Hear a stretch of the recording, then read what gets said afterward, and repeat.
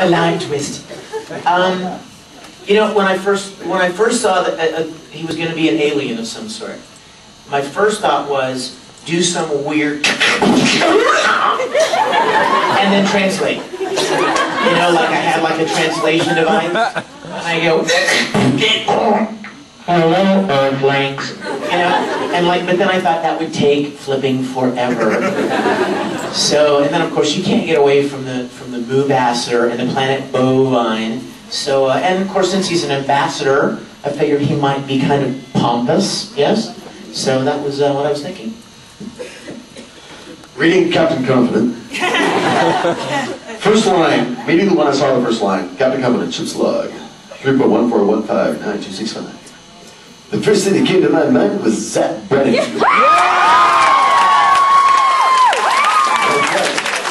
Just like the summer, the lure. You see, here's the problem when you're an actor, is that you don't want to imitate a known character already. So first off, you curse the fact that the character existed already, so because you can't, because they would love to do it, like, it's like, no, I'll do Zach Brannigan, no, no, Zach Brannigan. So I was like, I'll do Zach Brannigan without doing the Zach Brannigan voice, so it's kind of that, hey. And then Vegas came to mind. So that's exactly what I thought. He goes to Vegas. Who loves you, baby? You did Spike. That was more along the lines of Guy Sensei. When I first handed the script, I was well deserved. Still kind of getting over having been in the back of the room and called up here. I started with a detailed character history. I figured his grandparents had started somewhere back in. Background work, his backstory. Yeah, I have notes on the back page here. But then I just totally panicked and turned and asked Tony, and Tony said, "Be nervous." I was like, "That's awesome, thank you. Can you do all my stuff for me?" But no, I went with Guy from Space, whatever that was. Oh my god. Oh, thank you, Galaxy Quest. Wow. Take this away, please. Somebody make me one.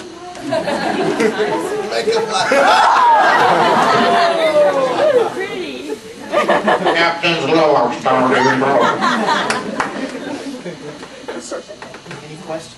Yeah. Any questions about like what we did specifically, like the cold reading thing and the whole idea behind that? No comments, just questions. Comments in the form of a question? Yes. My question is that when you find a character and you do have like backstory on it, like how do you develop a character voice for them based on their backstory or what you know about them when you start it? You know, I think Caitlin would be perfect to answer that because Caitlin is being handed a microphone right now. I think Caitlin's going to answer that, and I'll tell you why. Because she's a very gifted, talented actress, but she's also a director. And she brings the side of casting characters from a directorial side as well. And we depend a great deal on that when we audition for characters. So.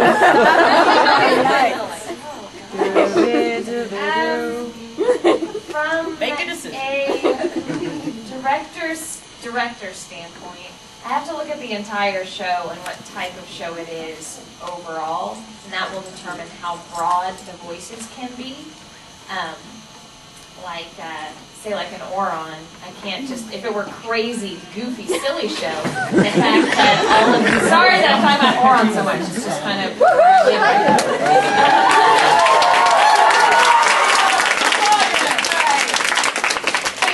if it was a crazy, really, it is a crazy show, but if it was extremely cartoony, then I could have all of these rich kids that talk very pompously, but they don't. It's about their real lives, so they have to tone it down a bit and sound fairly realistic. Personally, how do we come up with a voice? I look at the picture a lot and kind of read the description, and then you just start with an age. Once you know how old they are, then you can determine how high or low they need to be. And then, honestly, you kind of group certain voice types into a little bit of stereotype. Like the sexy role is going to be a little bit gruffer or kind of breathier and lower. The cutesy girl is going to be super duper high. That's just how it is. So you start there. And And then sometimes the director may want you to add smaller things, like give them a lisp or some other type of speech impediment or a weird quirk to their voice, just to make them individual. Nothing else to add? I just wanted to add something. Yeah. From a, if you can hear me, from a writer standpoint, I actually was going, I was obviously, I mean, you couldn't tell by the names, going for stereotypes.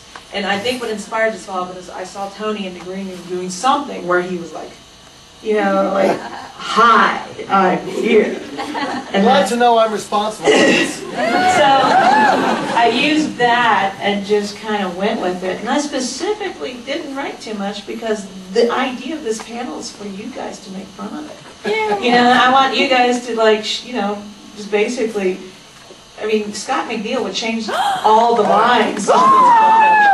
But he was damn funny, so what am I going to say, right? You know, so I just basically, this is like supposed to be super generic, and then everybody, because honestly with Ed, I was thinking, you know, sarcastic man, but the way he did it was like, cool, you know, that's what's great about me, was that I wrote it a certain way, and they've surprised me, so.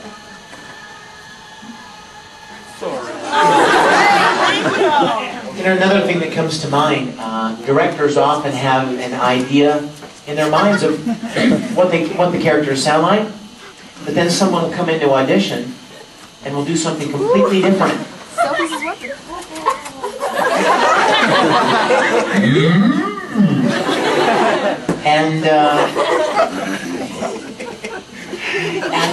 you know, so while directors may have something in mind, if you've got an idea that maybe is kind of off the beaten path a little bit, it's something different, something a little more unique, and you try that for the director, they may be like, I've heard this a lot of times. I wasn't thinking of that. I had something in my mind, but I love that direction with the character. So it's always neat to come up with something a little different that surprises the director. And yeah, you carry a lot from when you go into an audition. You get a lot from, of course, the director's vision, but then, of course, the physical appearance of the character. What do they look like? How do they carry themselves? How do they move? What are their facial expressions like? And then finally, what their lines are. How do they speak? Do they speak with any kind of arrogance? Do they speak more humbly? Do they speak in short little sentences? Yes. What you called me? Yes. No. I think also, as a director, and I think all of us here, we all have a repertoire of people. We're people watchers. We notice everybody that I know, I've garnered something from them that I can utilize towards a character. I mean, there's people that I know that actually talk like this all the time, and they even have emotions. Why? I don't know. No, not for us. No, but we all have. There's a real people have such fascinating characters, and when a director, speaking as a director, when someone comes in, I want an actor to make a choice. Just make a choice. And don't worry about, gee, I don't know if I should make a choice because what if the director doesn't like it, or what if they don't like it. It's easier oftentimes for me as a director, if an actor makes a choice, I can always say, you know what, I get the choice, now I have somewhere to go with it. As opposed to this person's being just totally stale and straightforward because they don't want to make a choice that's wrong. I'd rather you have a make a wrong choice, because then I can see where you're coming from. You know, I've got something to guide, to direct.